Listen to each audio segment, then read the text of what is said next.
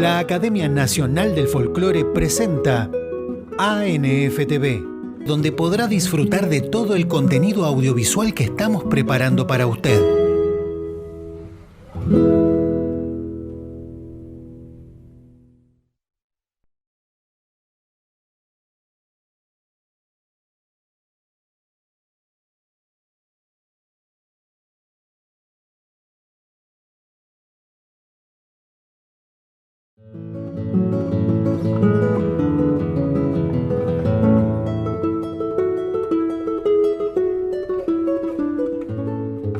La Academia Nacional del Folclore presenta Diálogos, un ciclo de entrevistas donde referentes de nuestra cultura comparten experiencias y anécdotas. En este capítulo, Claudia Forgione junto a Maricel Pellegrín.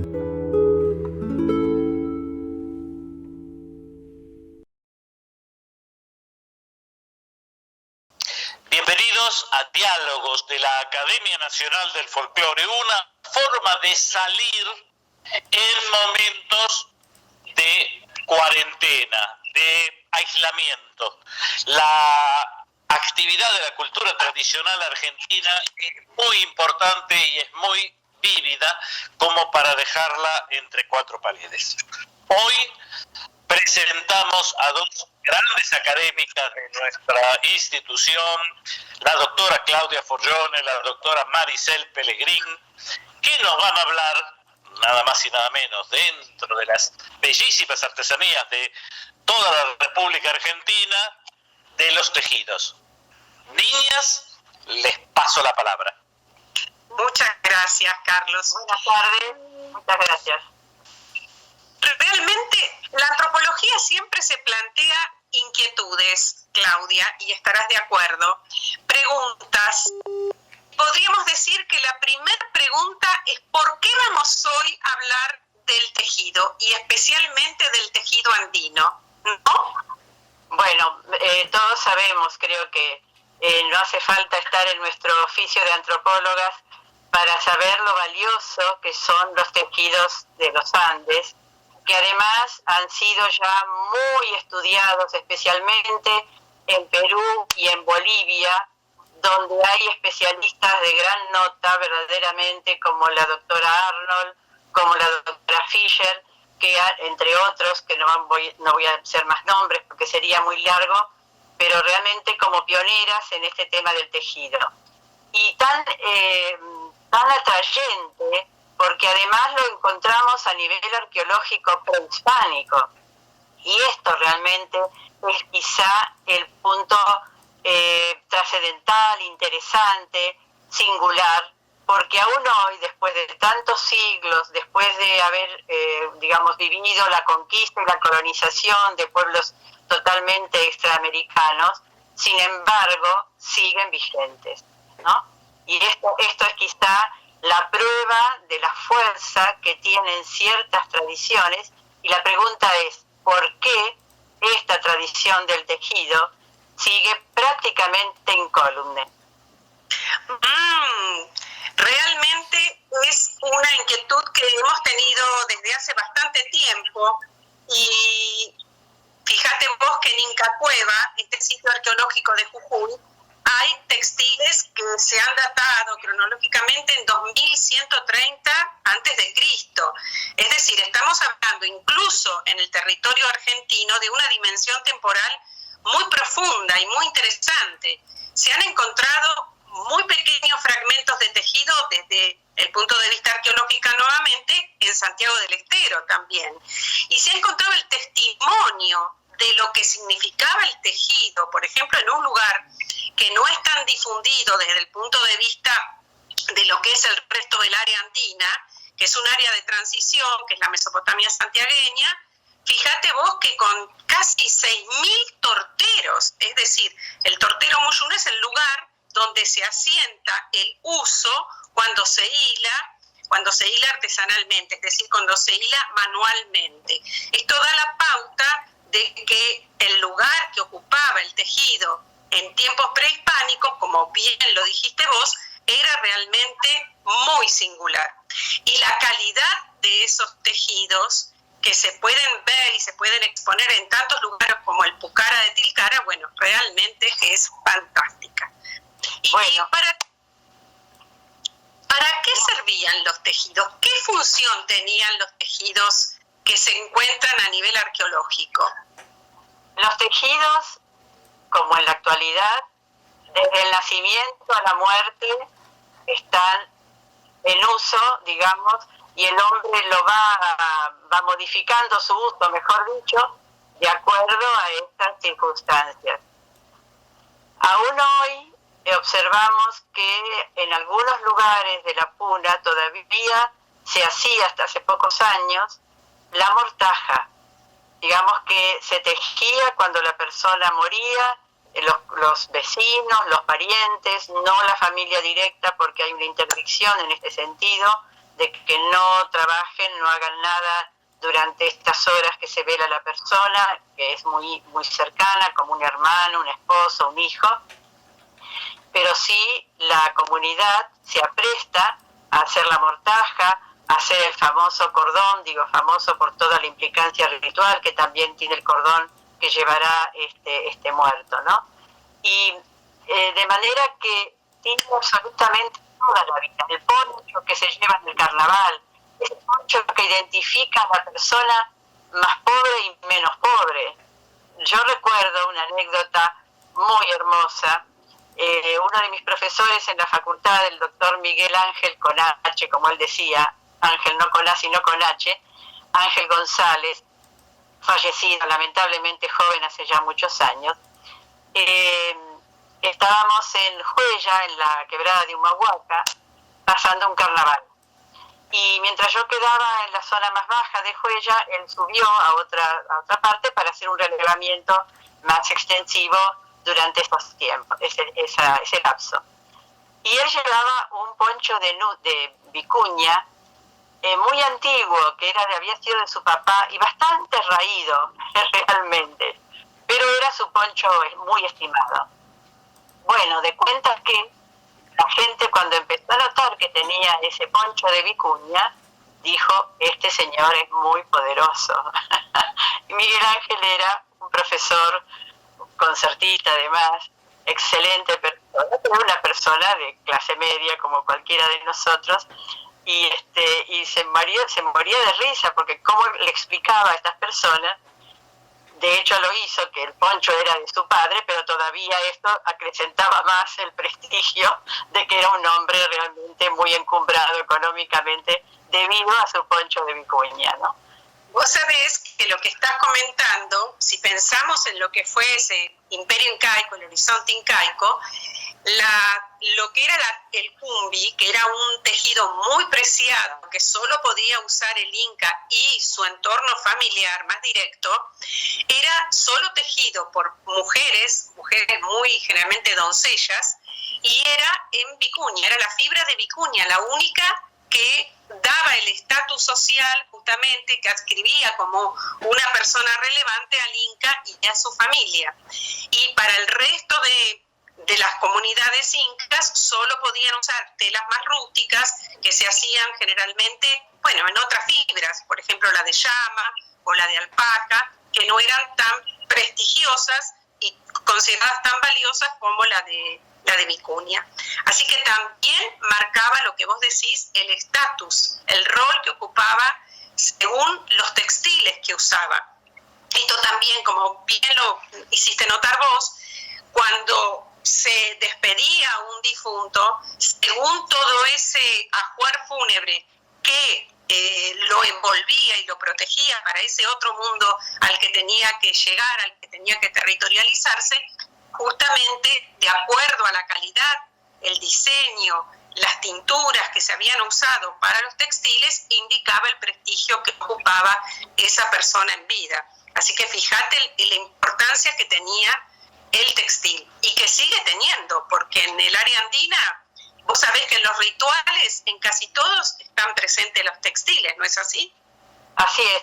Y además estaba recordando ahora, hablando de la época inca y de la arqueología, en el Pucara de Tilcara, cuando el doctor Norberto Pelicero estuvo excavando un basural, exactamente el lugar donde la población que vivía en el Pucara, tiraba sus cosas como tiramos hoy nosotros también, nuestros residuos.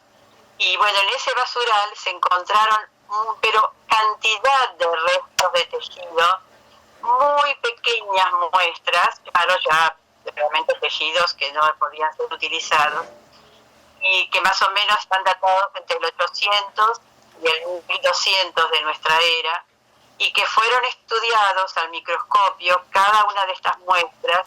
Esto lo colaboré yo con él, con el tejedor Ricardo Alancay, que justamente es un joven, hoy ya no tan joven, una persona que entrevistamos justamente para nuestro trabajo y a quien conocemos desde hace, vamos a decir, 30 años, por decir pocos, y para que no se averigüe nuestra edad, especialmente la mía, diríamos, pero realmente lo valioso de ese estudio es que él pudo determinar y se asombraba del trabajo que se hacía además en telar de cintura, porque en ese momento anterior a la época de hispánica no existía, por lo menos en esta zona, el telar que conocemos hoy, rústico, a pedales, de 4 horcones, etcétera, ¿no?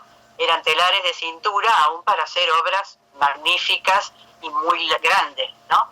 De manera que fue un trabajo muy interesante, porque además, bueno, está publicado en el libro El Pucara de Tilcara, que está, los autores son Pellicero, Alancay y yo estoy también como autora. Están explicados cada uno de ellos, e inclusive las tinturas que han sido utilizadas. Y Ricardo Alancay, este tejedor que realmente es muy talentoso, pudo además sacar algunos puntos que él no conocía ya, que su cultura ya había perdido, y que tardó mucho tiempo me refiero como 20, 30 días, en poder dar con la forma en que había sido hecho por sus ancestros. Así que realmente el tejido está, además, ni hablemos de los estilos decorativos, de toda la estética de los tejidos. Claro, y de que eran forma de tributo. Se tributaba, por ejemplo, el Día de la Industria, que es el 2 de septiembre, es justamente porque fue el día que se hizo la primer transacción, la primera exportación de tejidos de los obrajes santiagueños por el primer obispo del Tucumán, Francisco de Vitoria, hacia el exterior, hacia Brasil especialmente, y se cambió por esclavos negros, porque la calidad de esos obrajes textiles hacía que fueran tan atractivos para tributar se tributaba directamente a la corona. Digamos, toda esa producción textil tributaba directamente a la corona, o sea, se pagaba un impuesto directamente a la corona por la cantidad y lo valioso que eran esos tejidos. O sea que era moneda de la tierra, era la forma de intercambiar por otras mercaderías, por lo que se necesitara, justamente por esta calidad y el diseño, que es lo que vos notás. Realmente narran historias, ¿no es así, Claudia? Así es decir que quedamos atrapadas, sin salida, con el tejido, porque además, como lo hemos planteado en nuestro trabajo, en nuestro libro, que está ya en prensa, gracias a Dios, está en prensa en la editorial de la Universidad Nacional de Santiago del Estero, como nos hemos enterado hace unos muy poquitos días, así que estamos dando también esta novedad. Justamente lo atractivo es porque tienen cualidades excepcionales estos tejidos. Aún el barracán más humilde, el picote más sencillo, requiere de un conocimiento, de una habilidad, de una técnica y de un recuerdo ancestral que cómo está en la memoria de estos tejedores, que tiene que ver con las matemáticas y la geometría, porque a veces no se piensa todo lo entrañable que es un tejido debido justamente a todo esto que es lo invisible, ¿no? O sea que, digamos, a lo estético se unen otros elementos importantes, como vos lo señalaste muy bien, de lo social, lo económico, en las transacciones, y que histórico, ¿no? Y que evidentemente van perfilando la identidad de esos pueblos, ¿no?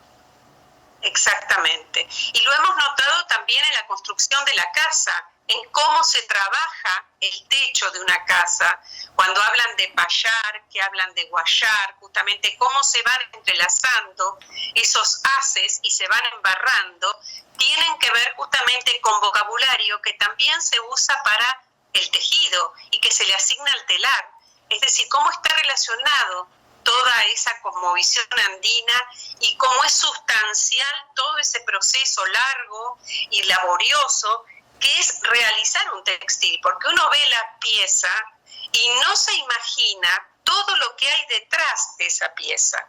Por eso, luego vamos a hablar de esas vidas tejidas en secreto, de esas etnobiografías que hemos podido recoger, porque le queríamos dar una identidad, le queríamos dar una persona a cada tejido, tratando de hacer y visualizar y visibilizar a cada uno de estos grandes artesanos tejedores que tuvimos la oportunidad de entrevistar. ¿Qué te parece si hacemos una pausa y después nos vamos a las etnobiografías? Bueno, muy bien. La Academia Nacional del Folclore presenta ANFTV, donde podrá disfrutar de todo el contenido audiovisual que estamos preparando para usted.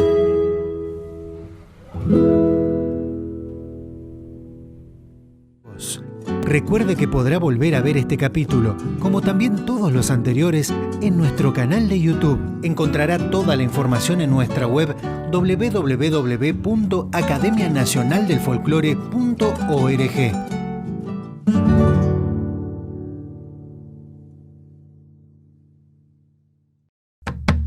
Quédate en casa. La Academia Nacional del Folclore te acompaña con material exclusivo en esta época de cuarentena. Búscanos en YouTube como Academia Nacional del Folclore.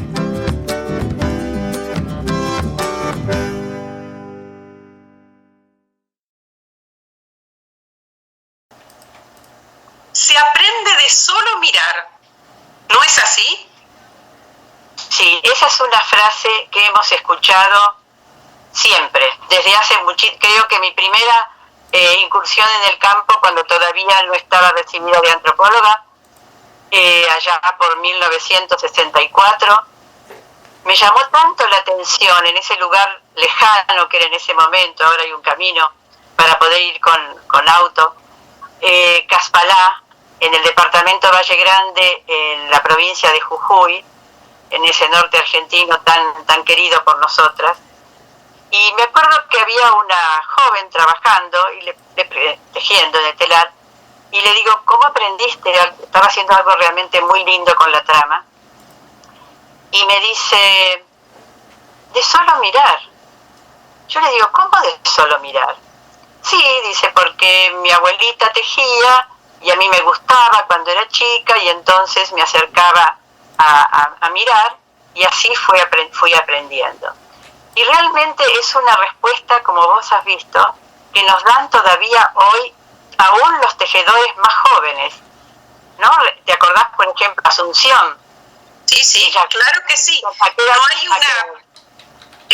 hay una enseñanza sistemática, sino que desde muy pequeños, al estar en contacto con su madre o con su abuela, van mirando, van aprendiendo a lo mejor primero a hilar con ciertas dificultades, luego lo hacen con más destreza, y de esa espontánea mirada, una mirada construida a través de tanta curiosidad, van justamente desentrañando ese gran oficio que es el de tejedor, el de telero o telera. Ahora, fíjate, Maricel, y eso lo hemos visto nosotros en estos estudios y lo dejamos plasmado en el libro, es fantástico, porque está hablando de que quien ha aprendido de solo mirar es porque ha sentido la vocación, ha sentido ese llamado, ¿no?, para hacerlo. Esto me pareció fantástico, porque quiere decir que en estas comunidades hay algo así como, voy a utilizar una palabra muy actual, pero hay como una democratización del aprendizaje, ¿no?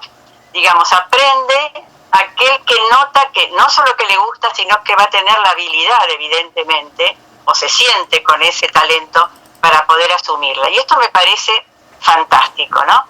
Ahora bien, la otra gran pregunta es cómo se hace ante un mercado que está, digamos, rebalsando de piezas industriales que se asemejan, algunas mejor, otras más rústicamente, a lo artesanal tradicional en tejidos. ¿Cómo hacen para poder no solo vender, sino que quien compra aprecie justamente todo ese valor que tiene que ver con la habilidad, con los sentimientos, con los rituales que están rodeando también cada pieza de la textil, por más sencilla que ésta sea, ¿no? Eso es una gran inquietud, Claudia, que nos planteamos. Yo cuando hice mi trabajo, El fruto fue tejiendo la vida, este libro que tengo acá, que hicimos con Giorgio Quaglia en Santiago del Estero, nos planteamos exactamente lo mismo, porque lo que observábamos es que la producción siempre está, la disposición del tejedor o la tejedora en llevar adelante su tarea, que complementa justamente con las otros oficios y otras tareas que tiene que desarrollar en el día a día, está, pero luego lo que es muy débil siempre es la comercialización.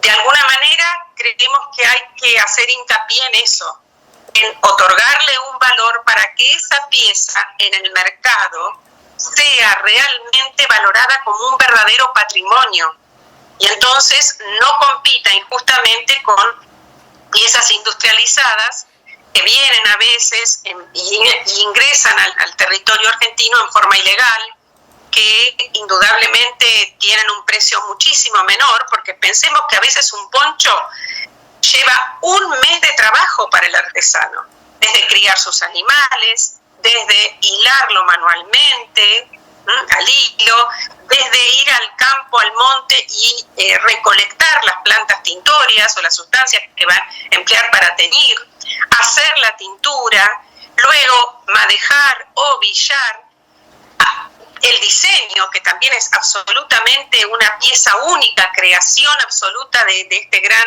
artesano, armar el telar, disponer la urdimbre, luego todo lo que es la labor del tejido, que es realmente una tarea que necesita mucho tiempo.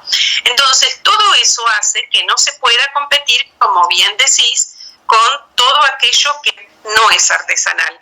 Y muchas veces el turista sospecha que hay algo más detrás de eso que le venden como industrializado, pero no tiene el suficiente a veces conocimiento como para asignarle el valor que tiene que asignarle.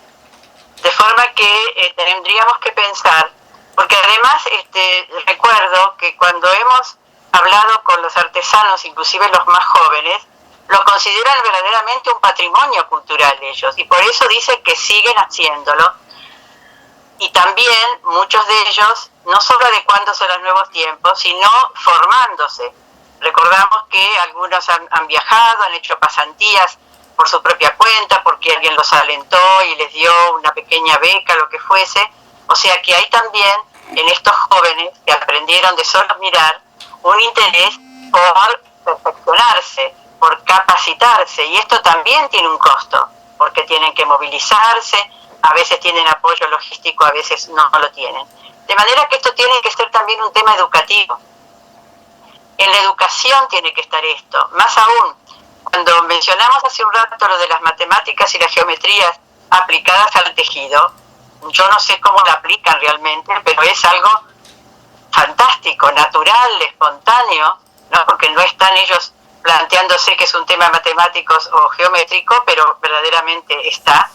Bueno, los profesores de matemáticas o de geometría, los de literatura, con las historias y las leyendas que tienen el tejido y demás, ese lenguaje que tienen los tejidos, sería para aprovechar en la educación pública de todo el país, no solamente de la zona de la que estamos hablando, ¿no te parece? Totalmente de acuerdo, totalmente de acuerdo. Y fíjate vos que lo estoy pensando en los quipus incaicos, que eran justamente se han estudiado tanto y hay tantas teorías que circulan sobre qué función cumplían, pero indudablemente tenían una función que tenía que ver con las matemáticas, con la contabilidad, con muchos aspectos muy interesantes que, fíjate vos, que lo que parece muy simple, el quipus, realmente entraña una gran complejidad. ¿Qué te parece? Te invito a que conversemos ahora un poquito sobre esas etnobiografías. Bueno, sí, me encantaría. Porque sí, claro, porque acercarse a estas vidas realmente que han pasado las mismas vicisitudes que muchos de nosotros, porque la vida es así, tiene sus sombras y sus luces. Y yo empezaría por la de Ricardo, que vos has mencionado, Ricardo Alancay, que ha tenido una disposición especial toda su familia para dedicarse al tejido, es decir, que se ha transmitido a través de las generaciones este talento por el tejido, y nos cuenta así un poco su vida. Mi padrino es Natividad Morales.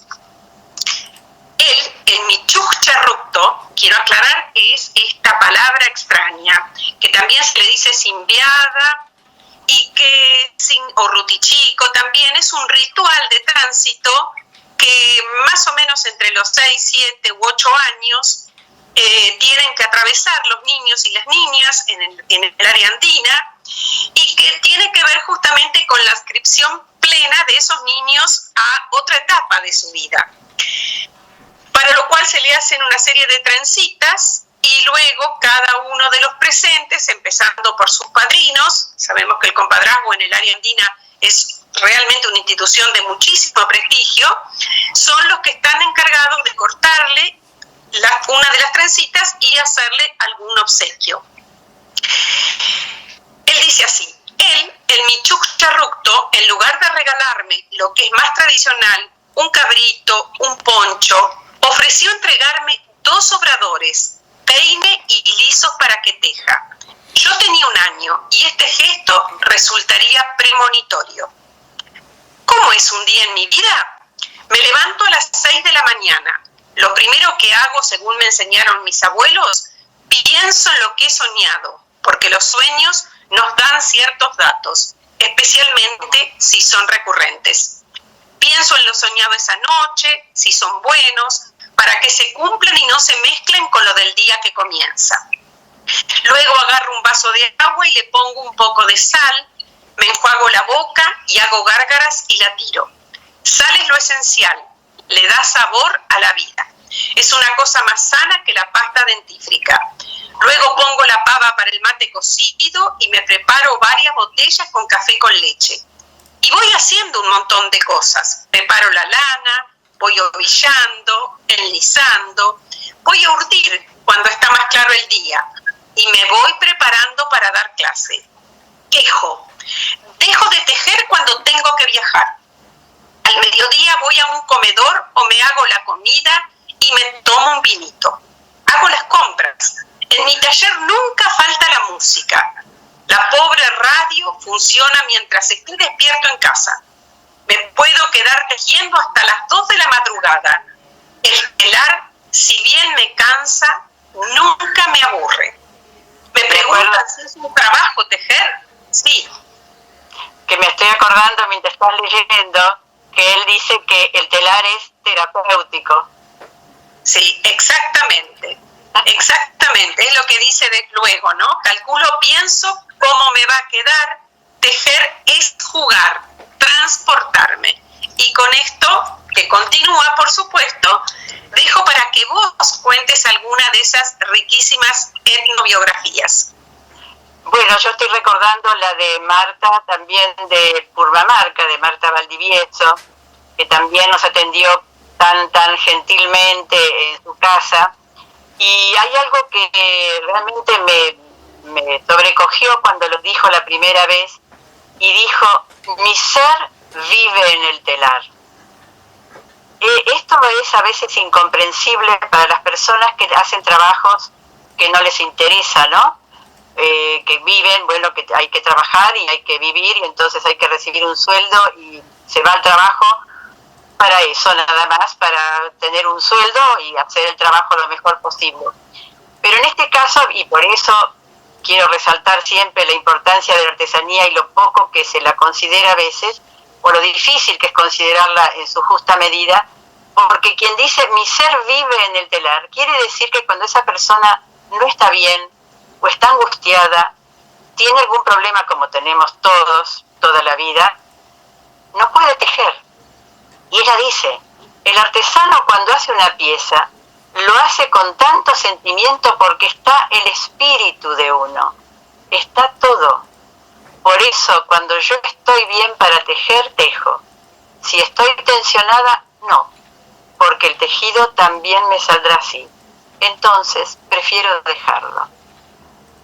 Me parece que realmente es elogiable, ¿no? Que alguien pueda llegar a sentir ese sentimiento, esa relación, ese vínculo, ese cordón umbilical con una herramienta de trabajo como parece un telar, ¿no? Y termina diciendo, la pena que tenemos muchos de nosotros, los tejedores, es que se está perdiendo el tejido en el telar, se pierden los puntos, y uno cómo le explica a los jóvenes, a la criatura, como ella dice, si ya no nos ven tejer. Si nos vieran, sí que entonces ellos volverían. O sea, hay toda una nostalgia, a pesar de que ella sigue tejiendo y sigue con otras actividades, pero que está planteada, ¿no?, en esos términos. ¿Qué va a quedar para las generaciones futuras si hoy no terminamos de decidirnos por esta artesanía como un patrimonio, ¿no?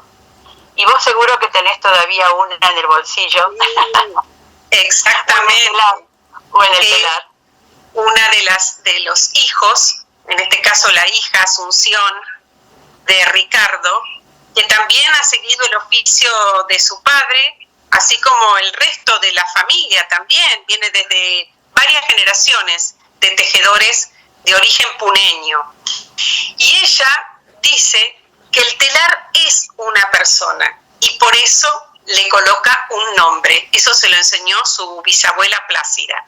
Y lo dice así: mi abuela me enseñó que tenía que ponerle un nombre al telar. Y eso está en sintonía justamente con lo que vos decías, que el telar no es una herramienta de trabajo más.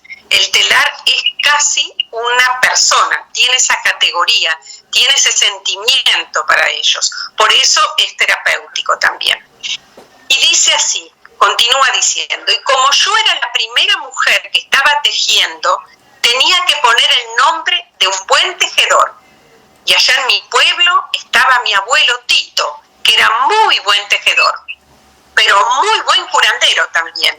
Y mi telar se llama así, como el abuelo Tito.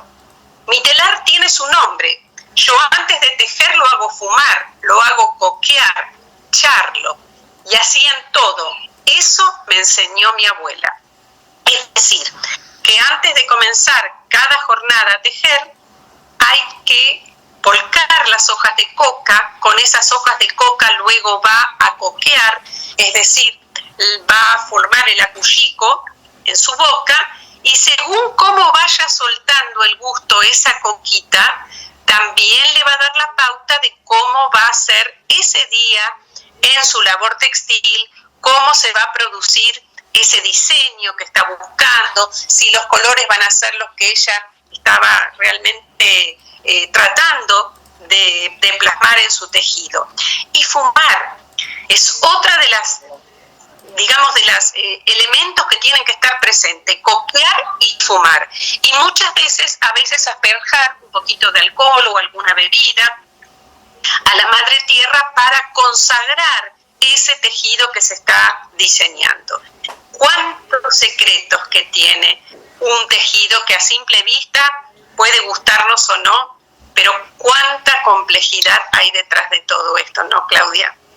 Así es, y podríamos decir que el tejido es un diálogo en sí mismo porque, digamos, va uniendo el pasado de sus ancestros con un presente, porque además estos tejedores viven un presente, tienen problemas como tenemos todos, sea donde vivas tendrás un problema, y lo interesante es que además de haber tenido la tenacidad y el gusto por seguir con esto, han hecho entonces ese diálogo entre el pasado y el presente, entre, yo diría, lo práctico y lo simbólico, porque las mantas servían obviamente para las camas, para cubrirse, como todavía siguen sirviendo y utilizándose, y además como venta, como artesanía que se puede vender también. Y es entonces también esa unión entre lo técnico, porque bueno, hay que saber urdir, hay que saber cómo pasar la trama, qué peines hay que usar de acuerdo al tejido y a la pieza que se va a hacer, y unir entonces lo técnico con lo estético. La complejidad que tiene, ¿no?, el tejido, y la humanidad, como vos estás señalando, que tiene el tejido, como lo tiene el telar, por algo lleva un nombre, y si no recuerdo mal, Asunción decía en algún momento que cuando estaba un poco disgustada, hablaba con su abuelo, con ese nombre, ¿no?, que no es solamente un nombre, sino es una presencia. Y todo esto está presente en una tela que uno compra en un mercado, si es artesanal. Te dejo las últimas palabras. Exactamente, vos fíjate que es una prenda que puede ser utilizada para tapar la boca de la Pachamama, que se usa justamente para eso, en un momento ritual de suma importancia como es el mes de agosto y especialmente el 1 de agosto.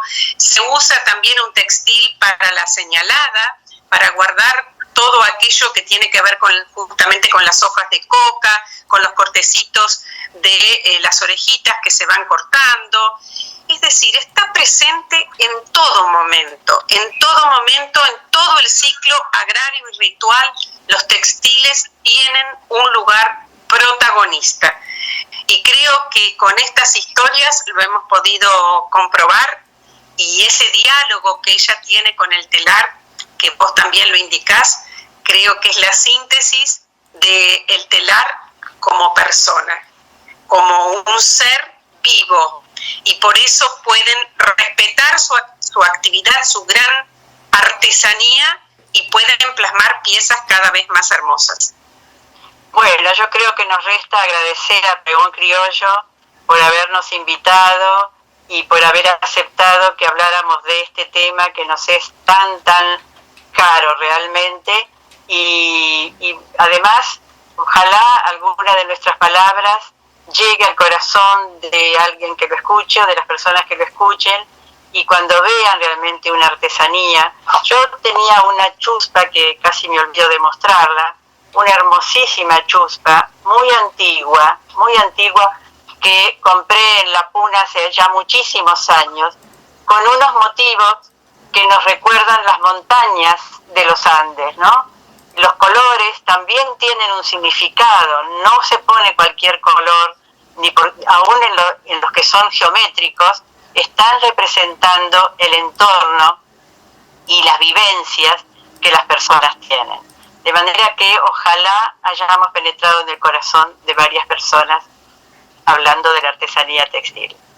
Ojalá que así sea, y agradezco también a la oportunidad que nos da Pregón Criollo para hablar de esto que es nuestra pasión, el tejido. Recuerde que podrá volver a ver este capítulo, como también todos los anteriores, en nuestro canal de YouTube. Encontrará toda la información en nuestra web www.academianacionaldelfolclore.org.